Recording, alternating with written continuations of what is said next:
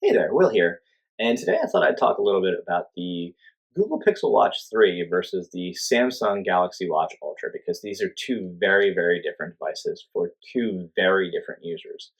Um, I think if you're considering one of them, you probably already have a sense of what user you are and which device is the right one for you. But while I had them, I thought I'd do a nice comparison between them because they're both really, really great watches for what they accomplish. What they're meant for. The Galaxy Watch Ultra is obviously for the mountain climbing, the rugged. Like this is the uh, you know the industrial grade. Like this is the really serious. You're gonna beat the hell out of this watch. Can stand up to anything kind of form factor. This is the simpler version. This is the half the price, almost half the size. This is the 41 inch. And there is a larger one, but even the larger one is going to be smaller than the bezel right there.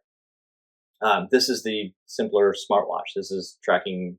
I mean, it tracks everything. It tracks the exercise and stuff like that. But in like this is the titanium. This is stainless steel, probably. I don't even know what this is made of, to be honest with you. But there's a lot of glass. There's a lot of. I mean, it's heavy duty glass. It's not going to break easily. But I do keep a nice little bezel protector on top of it. And yeah, I love this watch. This is the watch I daily drive. I do really like this. This is really well designed. It's just gigantic, and I will say if you have a Samsung device, this is really worthwhile for you.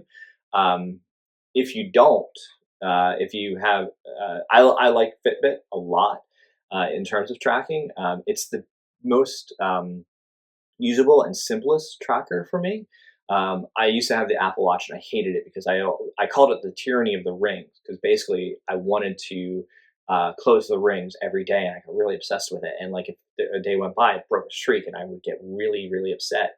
And I like that Fitbit is a lot more holistic about it. Like it has a, how many active minutes goal you want per day.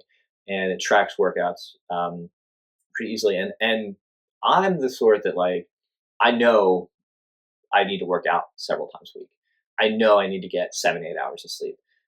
All of this sleep analysis isn't going to like help me improve my sleep. Like what's going to improve my sleep is my routine and getting into it. So it does motivate a routine. It does like help you kind of look at the um, bedtimes and wake up times and all those kinds of things, which is what I like. I don't need the granular, like, this is the altitude I'm at, this is all those kinds of things that this does. So, but if you do, and you do, this is arguably, I mean, not arguably, this is the watch for you, essentially. Like, if you're, it works really well with the Google. I have a Google Pixel Fold, and I found Samsung's device managers and trackers like it integrates easily enough with that device pretty well. I didn't notice a lot of features missing, but there are features that I wouldn't use in the first place. Like I don't use the assistant features.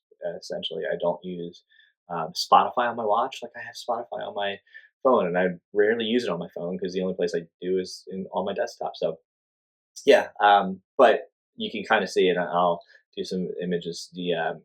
Like the size is certainly a consideration, but they're both very, very distinctive watches for what they are. And if you know which one your use case is, I think you already know which one that you need to get.